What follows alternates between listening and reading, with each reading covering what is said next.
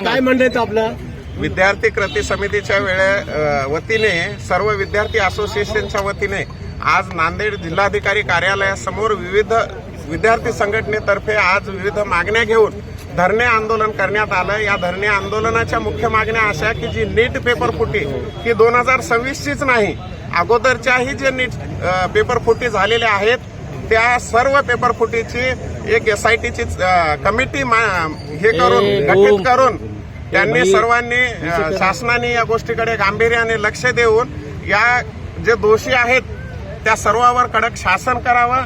या नीट पेपर फुटीच्या पायामुळाशी एकच मोठेगावकर हा नाही नसून सर्व कोचिंग क्लासेस जर या भारतातील बाहुबली आहेत, कोटा पॅटर्न असेल, आलन असेल, सर्व क्लास याची चौकशी ही CBIने चांगल्या मार्फत करावी। नुसतेच फक्त पालकांच्या मागे न लागता या प्रकरणाची सखोल आणि चांगल्या प्रकारे चौकशी व्हावी। याच्यामध्ये भरपूर गोडबंगाल आहे खूप। याच्यामध्ये माझा तर असा आरोप आहे सत्ताधारी आणि विरोधकाची सुद्धा चांगली मोठी राजकीय मंडळीचा सुद्धा हस्तक्षेप आहे।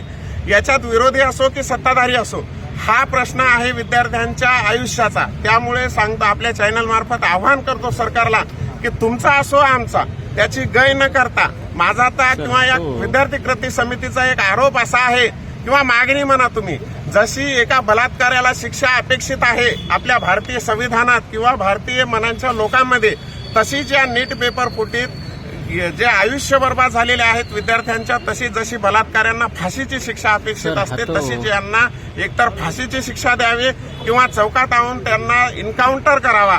आणि हे जे मोदी सरकार आहे त्यांना एक आव्हान आहे, खरंच यांच्या अनधिकृत बांधकामावर तुम्ही बुलडोजर चालवणार का? एवढीच विद्यार्थी कृती समितीच्या मागणी आहे। आणि आपल्या चॅनल मार्फत एक नम्र आवाहन करतो पालकांना, तुम्हीही या आंदोलनातून एक शिक घ्या तुम्ही किंवा समज घ्या। यांच्यानंतर तुम्ही अशा या फावल्या कोचिंग क्लासेसच्या नादात न पडता आपल्या विद्यार्थ्यांना घरीच शिक्षण द्या। Okay sir. तुषार दादा